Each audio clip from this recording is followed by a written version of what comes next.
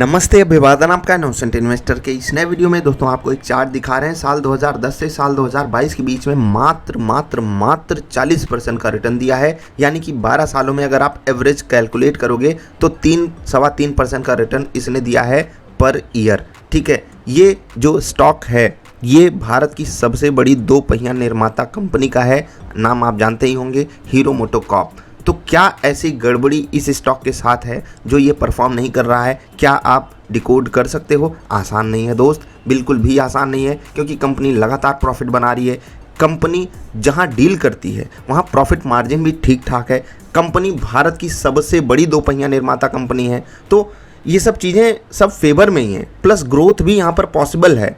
ठीक, और ये जो कंपनी है ये रूरल एरियाज़ पे भी फोकस कर लेती है। मानसून वगैरह अच्छा आ जाता है तो इनकी सेल्स भी काफ़ी तगड़े से बढ़ जाती हैं।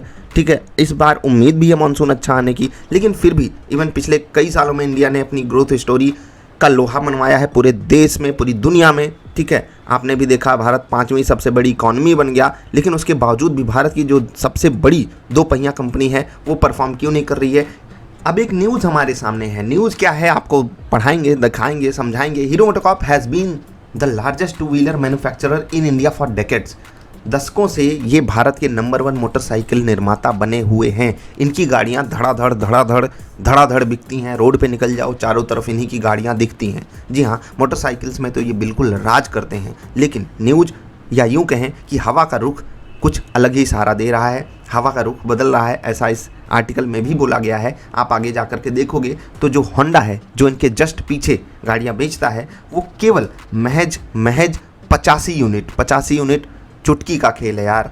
एक ही शहर से आ सकता है ये डेटा कि थोड़ा बहुत ऊपर नीचे हुआ और होंडा नंबर 1 हो जाएगी। ठीक है, होंडा भारत की कंपनी नहीं है, हीरो भारत की कंपनी है। तो हीरो कहाँ पिछड़ रहा है हम डिस्कशन करेंगे, रिजल्ट इनका देखेंगे, लेकिन उससे पहले ये भी चीज़ें पढ़ लेते हैं। वाइल हीरो मोटोकॉर्प सोल्ड इतना 4,62,608 गाड़ियाँ इन अगस्त 2022, 4 लाख गाड़ियाँ। Honda two wheeler sold 4,62,000 units in the same month, 62,523। तो यहाँ से जब आप कैलकुलेट करोगे 85 नंबर आता है।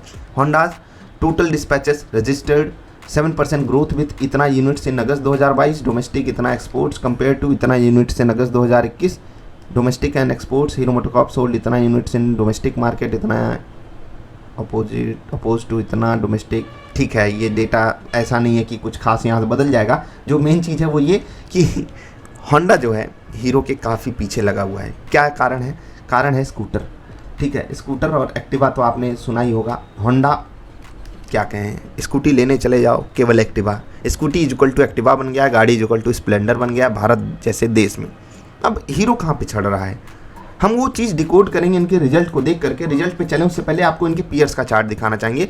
बजाज ऑटो कंपेरेटिवली अच्छा परफॉर्म करता है हीरो से, और ये यहाँ पर भी आप जब आप रिजल्ट देखोगे वहाँ से आप कहानी समझोगे। लेकिन ऐसा नहीं है कि बजाज ने बहुत अच्छा कर दिया है और हीरो एकदम पिछड़ गया है। बजाज और हीरो की कहानी लगभग सेम सी, लगभग मैं बोल रहा हूँ सेम सी है, लेकिन टीवीएस मोटर्स यहाँ पर झंडे गाड़ रहा है। और जो कारनामा होंडा भारत में करके दिखा रहा है वही कारनामा अभी टीवीएस मोटर कर रहा है। नए नए लॉन्चेस इनकी जो एक नई गाड़ी आई है वो रेट्रो स्टाइल वाली, वो भी काफ़ी फेमस होने के आसार बना रही है। लेकिन ये जो स्कूटर है ना, वहाँ पर थोड़ा सा अपना दबदबा बना रहे हैं और फ्यूचर स्कूटर पे ही शिफ्ट होने वाला है, ऐसा मैं भी मानता हूँ। मैं ये नहीं कह रहा हूँ मोटरसाइकिल्स ख़त्म हो जाएंगी, लेकिन स्कूटर्स पे काफ़ी ज़्यादा जिम्मेदारी होगी। और टीवीएस मोटर की जो जुपिटर आती है वो काफ़ी फेमस है, काफ़ी पॉपुलर है, और या यूँ कह सकते हैं रिलायबिलिटी भी प्रोवाइड करती है।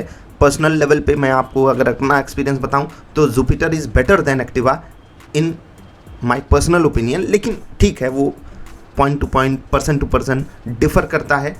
आपकी अपनी सोच हो सकती है, आपकी अपनी रिसर्च हो सकती है, उस पर आप बाद में डिस्कशन कीजिएगा मुझसे। लेकिन अभी देख लेते हैं, बीएससी इंडिया की वेबसाइट पे हूँ मैं, उनको आभार इस डेटा को अवेलेबल कराने के लिए। इनके रिजल्ट में क्या कुछ खास है, ठीक है, क्योंकि वहीं से हम डिकोड कर पाएंगे कि इस स्टॉक के साथ आखिर गड़बड़ी क्या हो रही है और क्या ये स्टॉक मार्केट का जो एक कड़वा सच है वो हमारे सामने रख रहा है।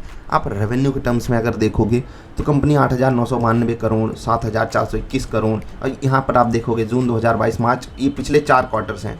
यानी कि 2021 के जो साल 2022 है, फाइनेंशियल ईयर 2022, उन 4 क्वार्टर्स में आप देख लीजिए कंपनी ने लगातार रेवेन्यू स्टेबल रखा है। यानी कि ठीक ठाक पैसा कंपनी अर्न करती है। ठीक है, अगर आप नेट प्रॉफिट की बात करोगे, एक minute, profit before depreciation and taxes देख लीजिए, 986 करोड़, 960 करोड़, 1075 करोड़, 1216 करोड़।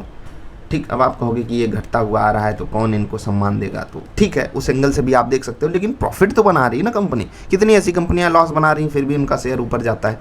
ठीक, अब नेट प्रॉफिट अगर आप देखोगे तो वो भी कुछ ऐसा नहीं है कि आप नाराज़ हो जाओ इस कंपनी से, बढ़िया बढ़िया प्रॉफिट भी दिए हैं। ऑपरेटिंग प्रॉफिट मार्जिन अभी यहाँ पर तो थोड़ा सा घटा है 12%, लेकिन यहाँ 13 है, यहाँ तो पौने 15 या 14.5 पहुँच गया था।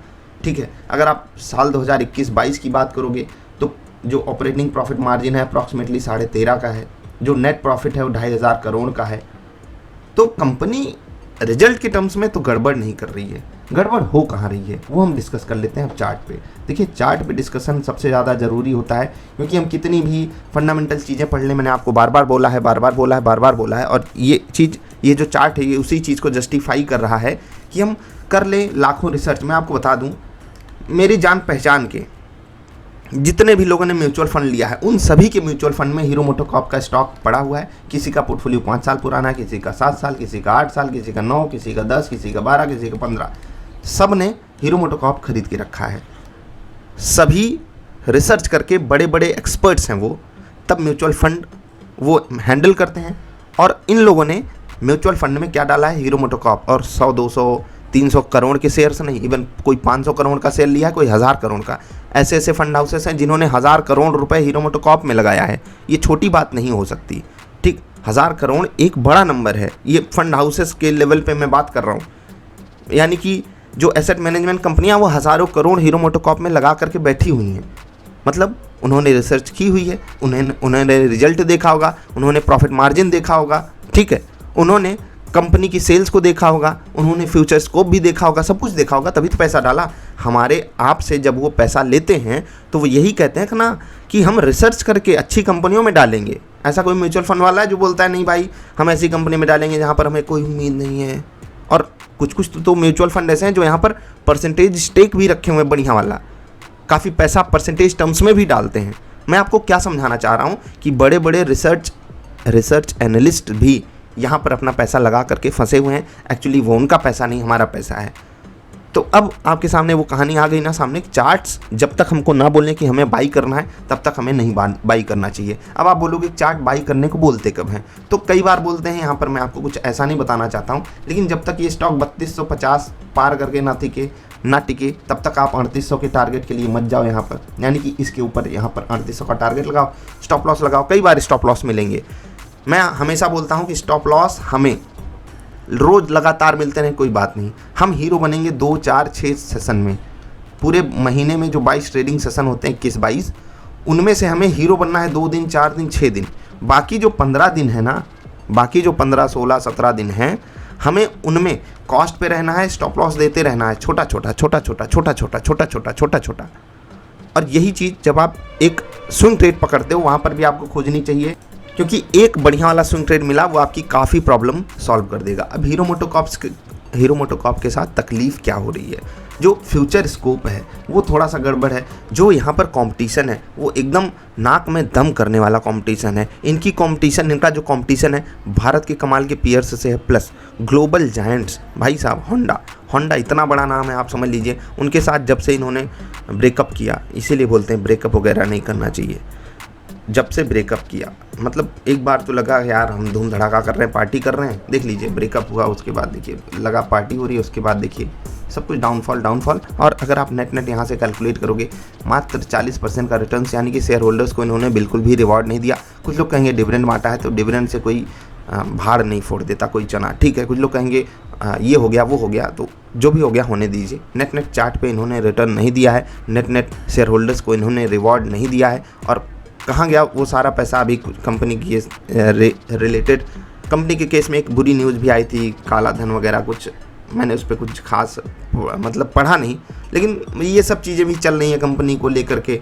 और सिर्फ हीरो नहीं, बजाज भी उतनी अच्छी परफॉर्मेंस नहीं दे पाया है। हाँ, टीवीएस की बात बाद में करेंगे, वो परफॉर्म तो बहुत बेहतरीन कर रहा है, खासकर पिछले कुछ दिनों में बहुत अच्छी परफॉर्मेंस दिखाया है।